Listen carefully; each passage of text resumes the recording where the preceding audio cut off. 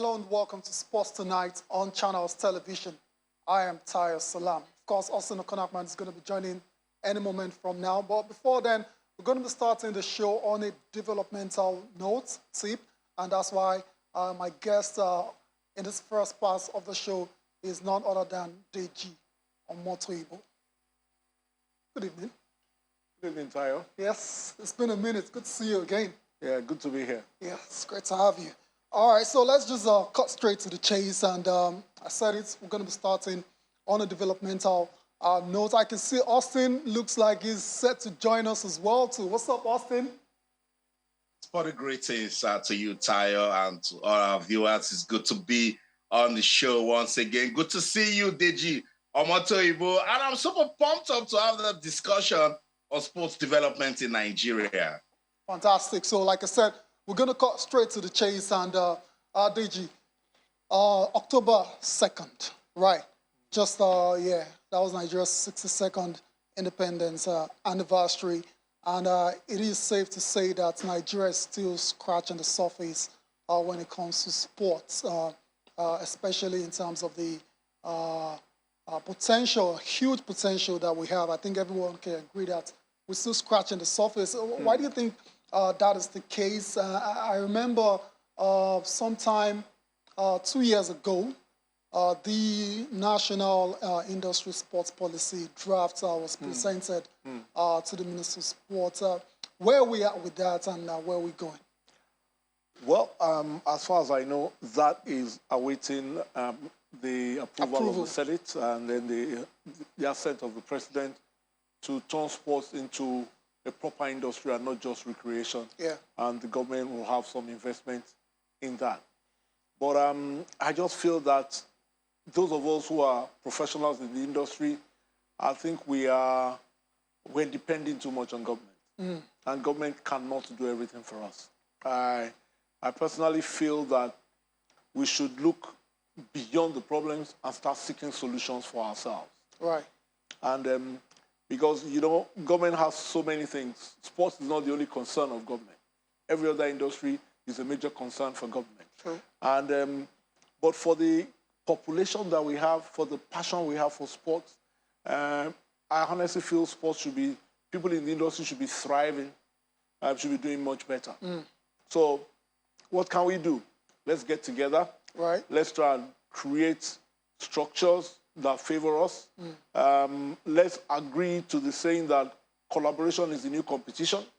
Okay. Instead of fighting and pulling each other apart, let's come together and make things work for all of us. Right. Both the athletes, those in the media, those in the business side of it, sponsorships and all of that. So it is important for us to sit together and have conversations and see where are we going. Yeah. Conversations, not that we won't disagree, but let's find a common ground. Let's move the business side and the developmental side in terms of talent. Right. Let's work together and make that group. Because what sports does for youth development, I think is highly understated in this country. One talented sportsman or woman can turn the fortunes of a whole community around. Sure. Look at what Sadio Mane is doing for his community in Senegal.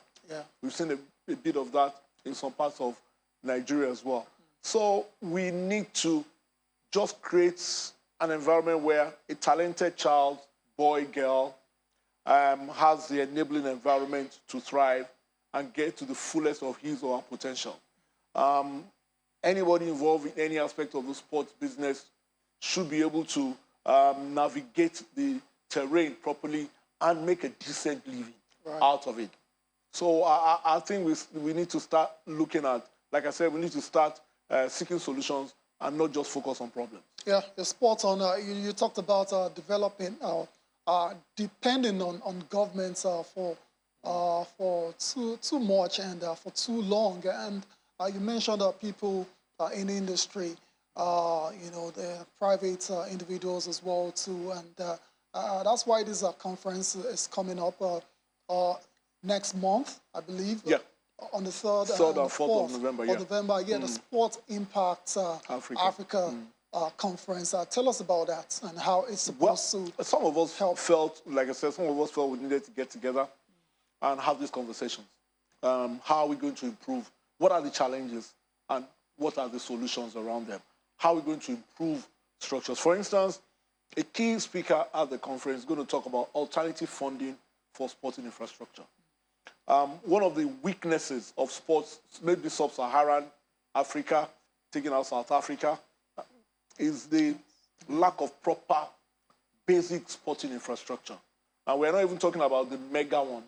Like, even the mega ones, there's a problem because you can see CAF always scrambling to find hosts for their tournaments. For instance, let's take Nigeria. How many kids have access to basic sporting facilities in their communities? And football doesn't really need, football is so popular because it doesn't really, once you have an open field, anywhere. you can play anywhere. Yeah. But other sports, basketball, you need a court. Tennis, you need a court, you need rackets. Yeah. Some other sports like that. But what access do these kids have? So, but we know that the government alone cannot create and cannot provide all the sporting infrastructure. But there are alternative sources. And somebody's going to come and talk to us like, there are alternative sources, but you have to tick some boxes to be able to access that. Right. We probably didn't know that. So maybe we now know that, okay, we can approach certain organizations and say, we want to build sporting infrastructure. What boxes do we need to tick? What kind of agreement do we need to put in place? Is it build and then operate and transfer? Or is it just pure PPP or instead of BOT? So there are lots of things that we need to improve. Yeah. Sports federations, how are you going to make your events stream to a larger audience? Package for sponsorship, what value are you adding? So we need to start teaching ourselves these things. Instead of just feeling that, as a sports federation, some guys are coming there, African Wrestling Federation, they've built such a huge franchise. Right. Online, on YouTube, they're all over the place. So we need to get together. So this conference is about the professionals industry getting together, talking to each other, finding solutions to the problems and the challenges that we face, like I said earlier. Yeah, spot on. Austin, yeah, let's go, Austin. I mean, it's all about unlocking the huge potential that is in sport in the country, and you've listened to what DJ's had to say. And I'm sure you know, Tayo, this is the sort of conversation I like, I love it at the grassroots because I understand that that's the foundation for development. Deji, we've not done so badly as a country with talent development, with talent discovery. We discovered the talent. But where we struggle is merging discovery and taking it to that next level of development. You talked about this conference. How can we address that issue to make it talent discovery and development? All right. Well, I didn't quite hear what you said. Yeah, okay. We'll try working that. Deji, I was saying that we haven't done badly with talent discovery in Nigeria. We discover talent.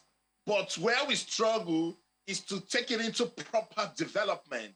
And this conference that is coming up, how can we use it to address that issue, that it's not just talent discovery, but it's properly talent discovery and development? All right. Okay, so pretty much Austin is just talking about, I think you mentioned something about it earlier in terms of, he's talking about going from actually discovering this talent and, taking them to the next level. How's this conference are going to help? Okay, yeah. We have it's a hybrid conference of panel sessions, speakers, and a whole lot of networking, a whole lot of exhibitions and all of that. Right. We have a panel that has on talent discovery and development. We have a panel of people who have seen it and done that. We have a panel that has Olumide Oyedeji, who played in the NBA,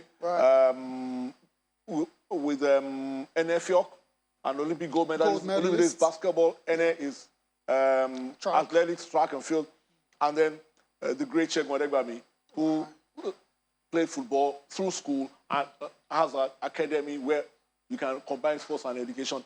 And then somebody who's involved, one of our colleagues who's also been involved in talent development, is going to anchor that session. That's Godwin Enahena. Right. They take you through what does it take. They've been all through that. How do you move from being a talented youngster to probably a global or local or continental champion, as the case may be?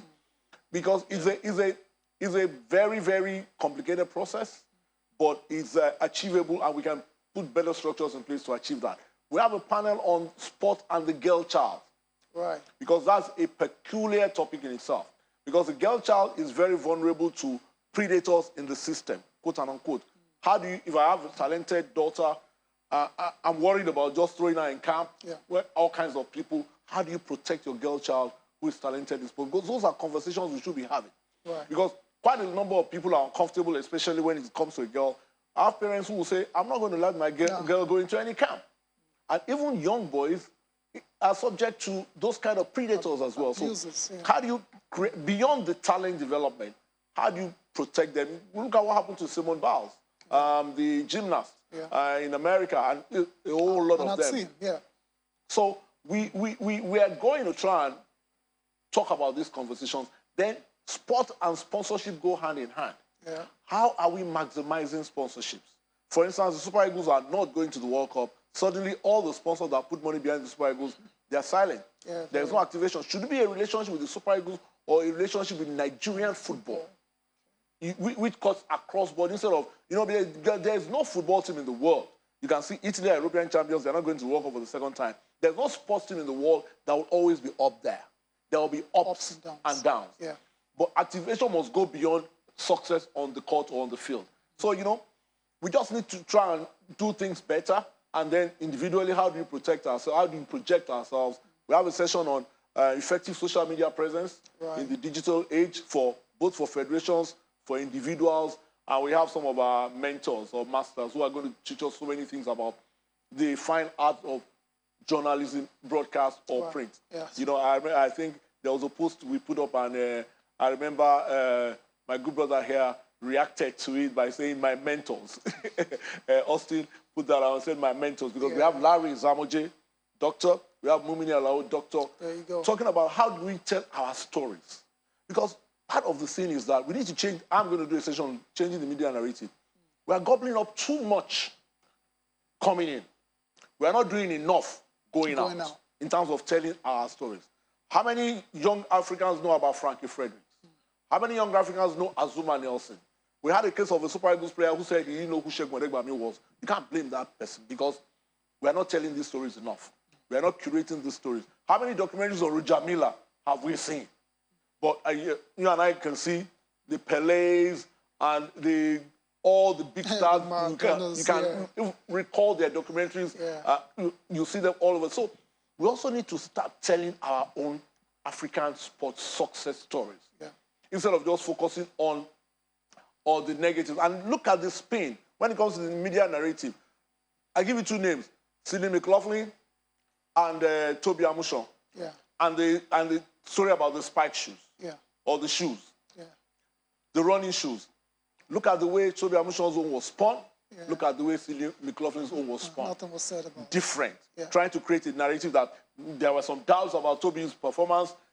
Sidney's own was okay, and it was the same circumstance. So we need to realize that we have to get up and start projecting ourselves positively. And it's not every negative story about us that we should gobble up and throw out there. Because, I mean, they don't do that themselves. So it's a Nigerian thing for now. It's meant to be a Pan-African thing. We just feel that, some of us just feel that we need to get together and start projecting the positives and the possibilities. Yeah, you're spot on.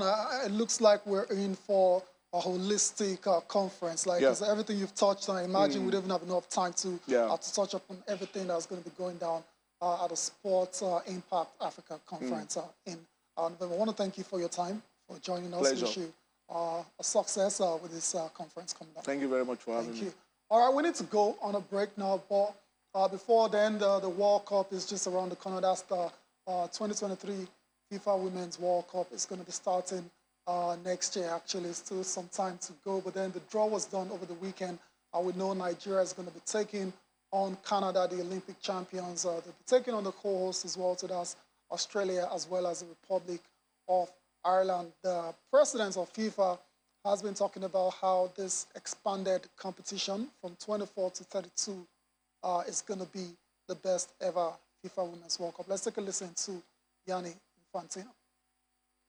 When it comes to a women's club World Cup, it's under discussion right now. We'll see what kind of format we can bring up, but it's certainly an event that can be hosted by New Zealand, especially if the next World Cup will be a success, which is what we are sure it will be. It will be the best, the biggest already, we know, because it's 32 teams. We never had a bigger one, but it will be the best ever when I see the welcoming way you are dealing with guests in this country.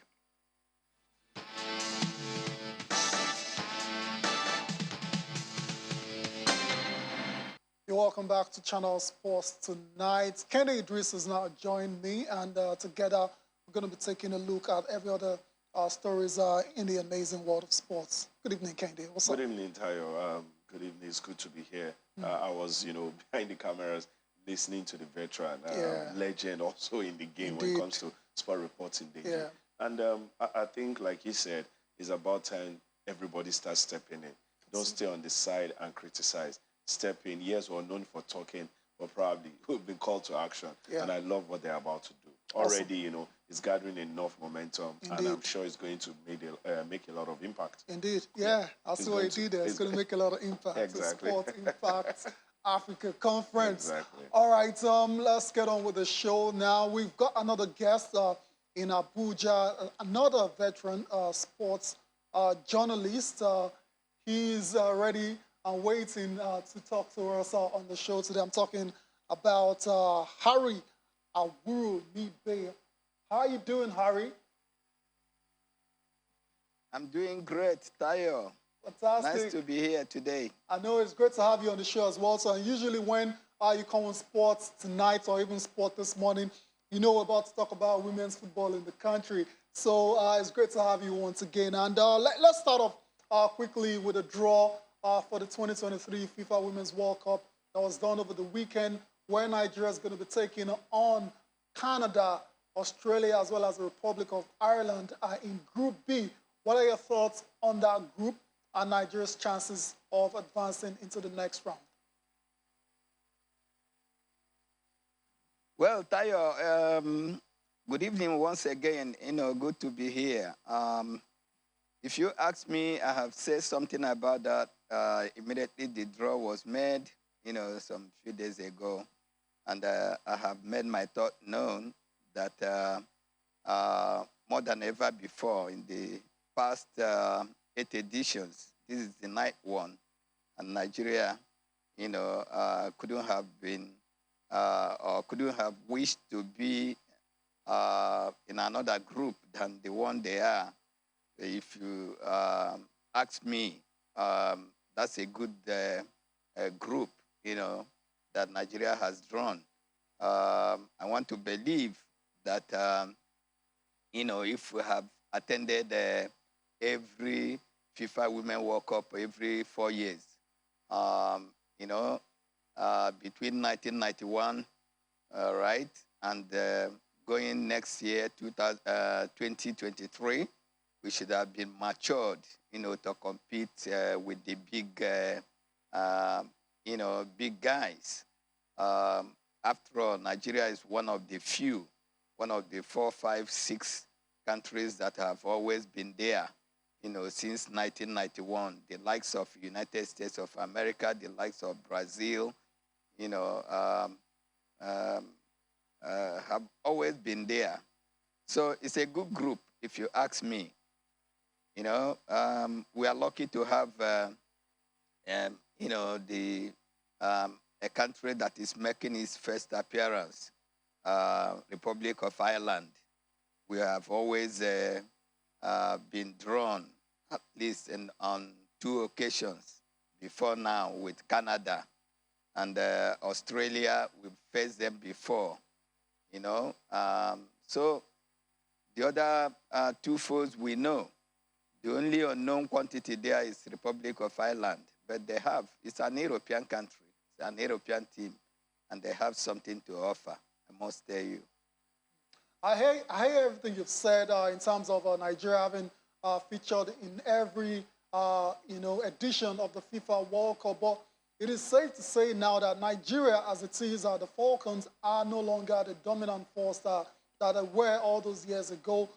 They're going into the World Cup without the AFCON or WAFCON title.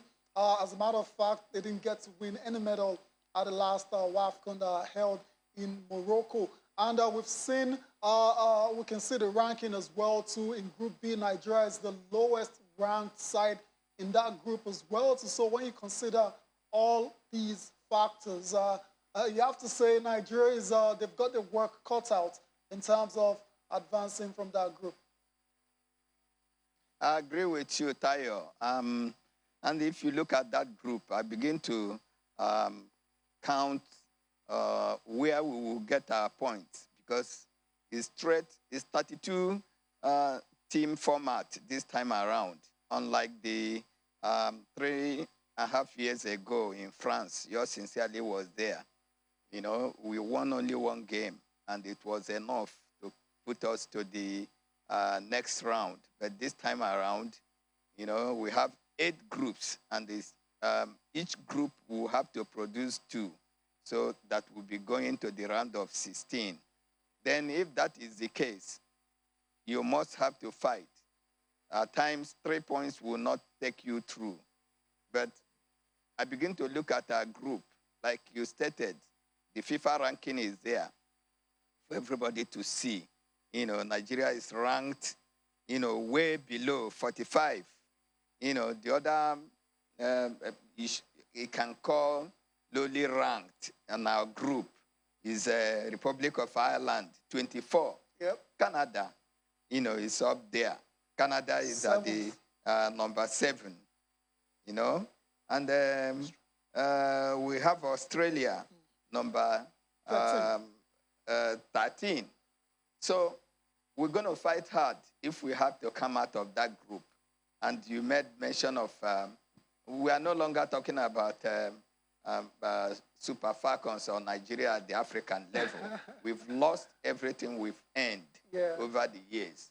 You know, many compatriots worked hard, you know, the pioneers, both in administration and technical. They worked hard, you know, to end that, winning, you know, more than 9 times, you know, when African Women Championship started in 1998, you know, 9 trophies. If you add to 1991 and 1995, when Nigeria was the only sole representative of Africa, you said that this country had won African Women Championship for 11th time. But then everything, you know, some of us, I in particular, was part of it, part of the beginning, you know, worked hard to build, you know, went up in flames in Morocco. That will be the second time, you know, in as many years that Nigeria will go to African Championship and come back empty-handed. Even at the top place match, we were beaten by Zambia. So it was a calamity. And I, you know, is of opinion that we start rebuilding. We still have 7-8 months before July 20, when the 2023 FIFA Women World Cup will start in Australia. Now we know that Nigeria will play, center will be, at least we play 2 games in Australia, depending on how FIFA structured their centers. But having drawn one of the hosts, we know that we are going to play about 1 or 2 or 3 games, group games in Australia before crossing over to New Zealand or any other place. So we have to start rebuilding. If you ask me, the man who is at the helm of the affairs cannot give us, we can't win any 1 game out of the 3 group games we are going to play. We are not going to get anything from Australia. We are not going to get anything from Canada. And if you say we are going to struggle it out with the Republic of Ireland, all these three teams, they have quality coaches, that will lead them to at least get over the line. If you talk about Republic of Ireland, they are qualifying for the first time. But then, Vera Paul, a veteran, coach, who is coaching the Republic of Ireland, she has coached her native land, Netherlands. She has coached Scotland. She has coached South Africa. And, that young woman has done good for herself. And she knows, she has been at European Championships, which is a mini, World Cup, better than the African Women Championship. And if you talk about Canada, we have a coach in Beverly Priestman. I saw her in France in 2019. She was in the coaching crew of the English national team. She was an assistant coach. And before she became assistant coach to Phil Neville, she has coached the under-17 and under-20 national team of Canada before joining the England team. And immediately after that competition, Canada signed her on. And she stayed less than 11 months, and she won Olympic gold with Canada. Is it the team that you are going to play? And of late, since 2019, Canada and Nigeria, have played 3 games. 2, Nigeria lost, and 1 ended in a draw. Before then, far back in 1995, yours sincerely was there in Sweden. That was Nigeria's second FIFA Women World Cup. The Canadians were leading far, led into the second half, 2-0, before Nigeria started a fight back. And Nigeria got 2-2. I mean, let's bring the conversation. Let's bring the conversation back home. Let's bring it back home, Harry. You've done a good job in letting us know that we're going to see stiff opposition at the World Cup. But I want to go back to that vote of no confidence you gave to Randy Waldrum and his technical crew. So I've had a lot of conversations about the Super Falcons, Yes, a lot of people are disappointed with the performance of the technical crew, but is it really the technical crew or the players?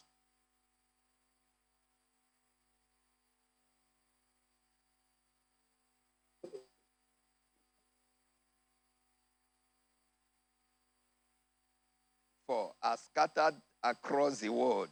And from there, we can set up 2 standard senior women national team of Nigeria. We have the materials. The Asisa Tosalas of this world that are doing great in their club sides. You won't tell me that they will come to the national team and within 2-3 days or 1 week, they become bad players. The thing is that the person who is preparing the soup is the problem, not the ingredients to make the soup. All right. Points are well taken there, Harry. Let's come to Kende. Kende, Harry's painted a very grim picture of Nigeria's chances of actually doing well in the competition because of the man in charge of the team. I was going to ask him his assessment of Randy Waldrum as the coach of the Falcons, but from everything he said, he's obviously not impressed. It's a pointer. Right. Exactly. I think like Austin also. Austin as well, yeah. If Austin wasn't an anchor, I'm sure if he's been thrown that question, a lot of persons... they're not convinced. Build-up games, friendlies, and all of that, the usage, and the last Alcan really showed a lot, that we're far from what we used to be. I think one of the top bitterness that we've had in our football is that match against Zambia. And Zambia beating the Super Falcons. It's not South Africa. It's not Cameroon. It's not Ghana. These are teams that, a semblance of competition over the years. No disrespect to Zambia. but they are not. And then they lost their, star girl or star woman before that competition, talking about Barbara Banda, but he was banned for, reasons I don't want to lay here. Yeah. And then they still went ahead and took out the, Falcons, who in every game we watched in that competition, it was a struggle to move past every team. It wasn't the sublime Super Falcons we used to know. Yes, teams are building. People are talking about catching up. But teams can only catch up with you if you're also not evolving. You're not moving. Yes, you're waiting for them. The U.S. women's national team always look like they are one step, two steps ahead of others because they are evolving every day. And that is our problem. Now we ask a simple question. Is it the administrators or the coaches or the player? I think it was Austin who asked that. Who assembles all these players? If you have the best women in the world in the Super Falcons today, and you don't have a gaffer that can set them up properly, like, one of Austin's complained, you don't even know the ability of your players, which is obvious to everybody who watches the Super Falcons. Uchenna Kanu, Anumonu, all of these ladies, you don't even know where their strength is. Is it that Uchenna Kanu is better cutting in from the right? Is it that Anumonu is better standing in the middle or cutting in from the left? These are questions, these are things you need to know. Rashida Ajibade, what's her strength? Will she complement so-so player and all of that? These are questions that lay on the table of the coach. When we were employing this coach, when I say we, I don't want to just say, when the NFL, it's all about us. We who need to ask questions. Those on the street were asking questions. There was a Florence Omagbemi sometimes ago. We've had Thomas Zenebi. Anytime you leave a coach and you're going for another, it is either this coach is at the same level when it comes to tactical input with the one that leaves, or is better. You should never go below that. And this is the Super Falcons. And this is why we keep asking questions. We're going for the AFCON, we're playing friendlies, we're scared. Tayo, if we're scared of any team at the World Cup, do not blame anybody. Because I look at these teams and I'm asking, even in Northern Ireland, the Republic of Ireland, they are ranked way higher, 45 to 24. You can see the difference. Then also, if you watch this team, I've seen them play, they can play good football. Don't even go to Canada and also Australia. So we have our fears. But like we've also established, we still have about 8 months to get to prepare. Is it this coach that will take us there? I don't know. But if you're talking of room, window, to get yourself ready for the World Cup, I think they have more than enough window to do that. There's enough time to address whatever issues that we have at the moment concerning preparations for the 2023 FIFA Women's World Cup. We need to go on a break now. When we come back, we're going to be telling you all about Nigeria's fixtures in Group B, the teams that will be playing first, second, as well as the last teams. Join us again.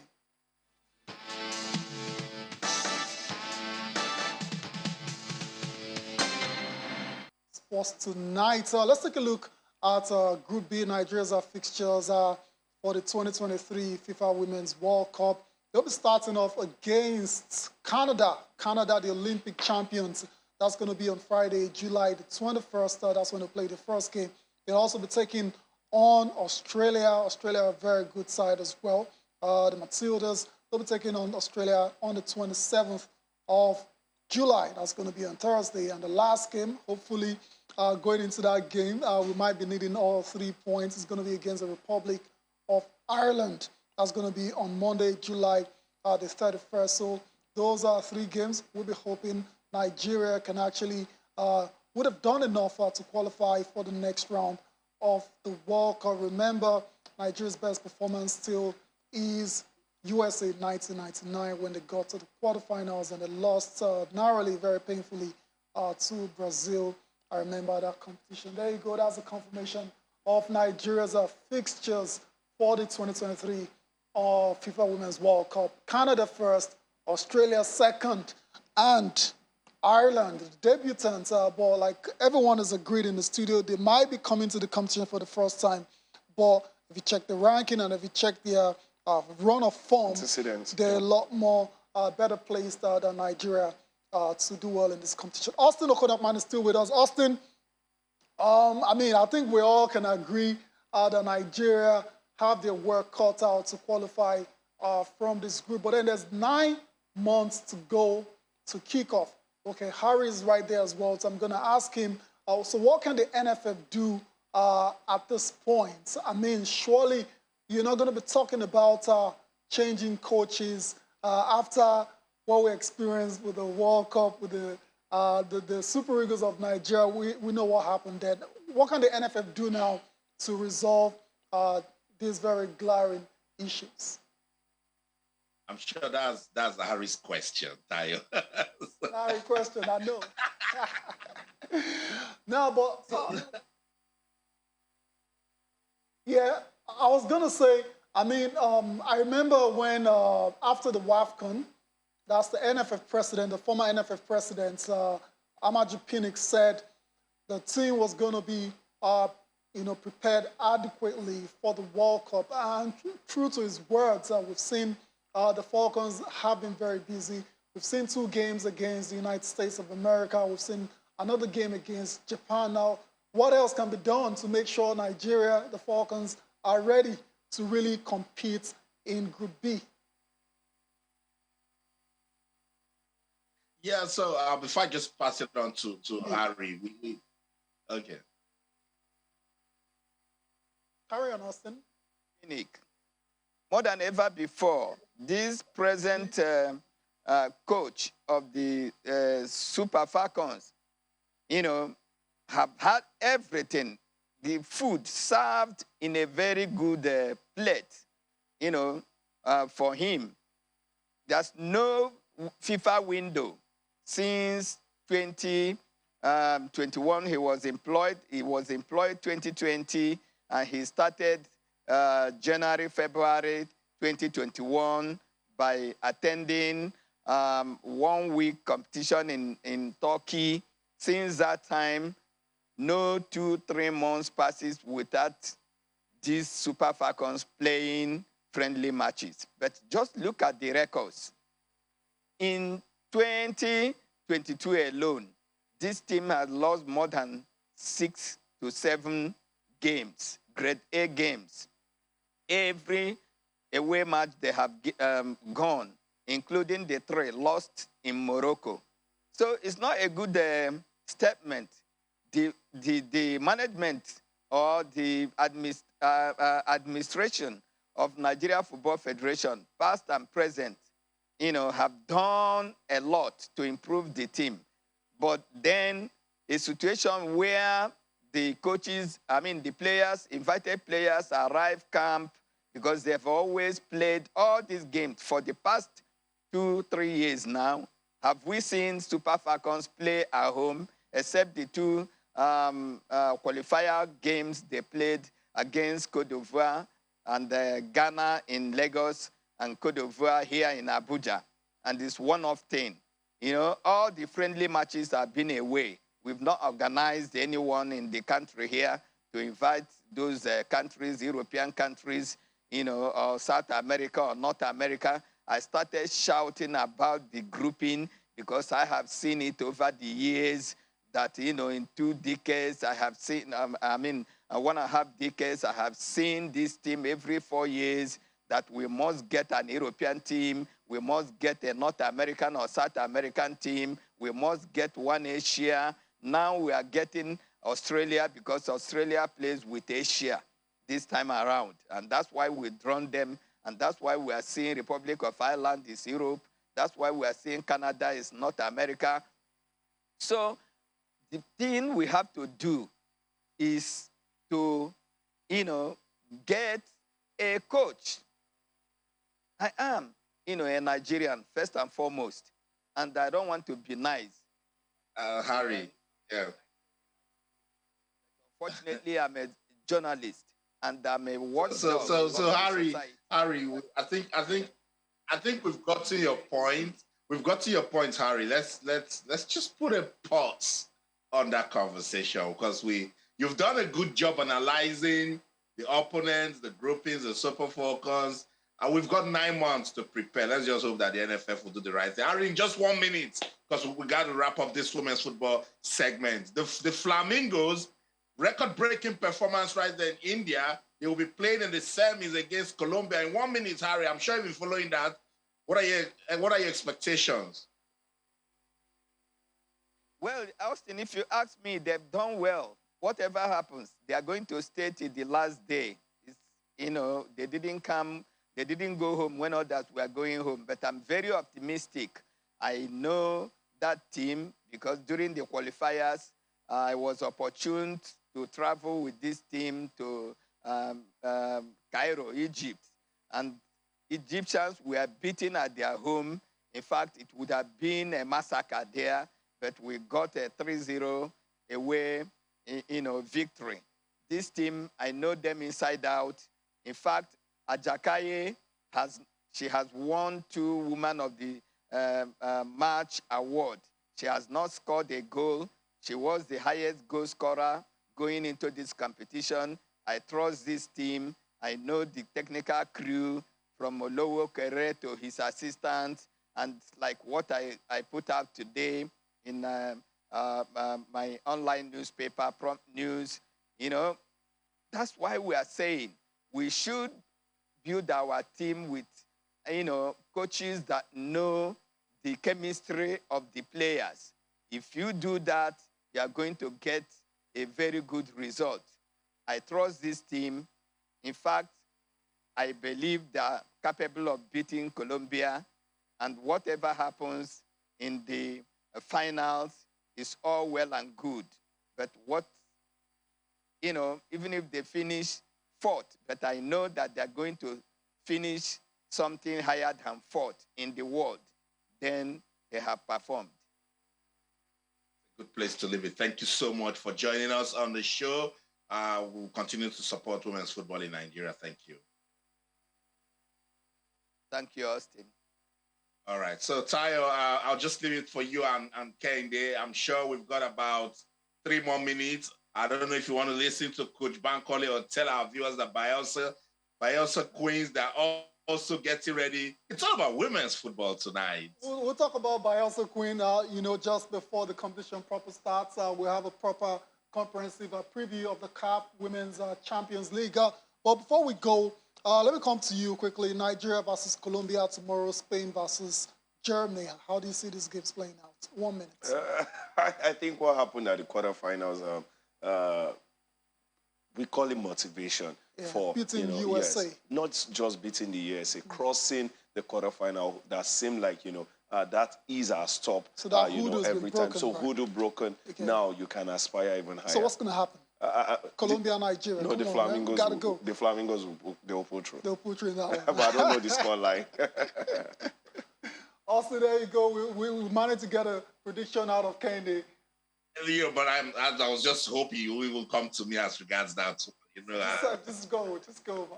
I'll just say all the best to the Flamingos as they take on Colombia. That's the show. Sadly, we've got to go. Yeah. In London, I'm Austin Okonakpan. And everything you do, remember, keep talking sports. Bye for now. Appreciate your time, Kende. Thank you for coming. It's always good being here. All right. Thank you all for watching as well. So let's do this again tomorrow. I am Tayo Salam.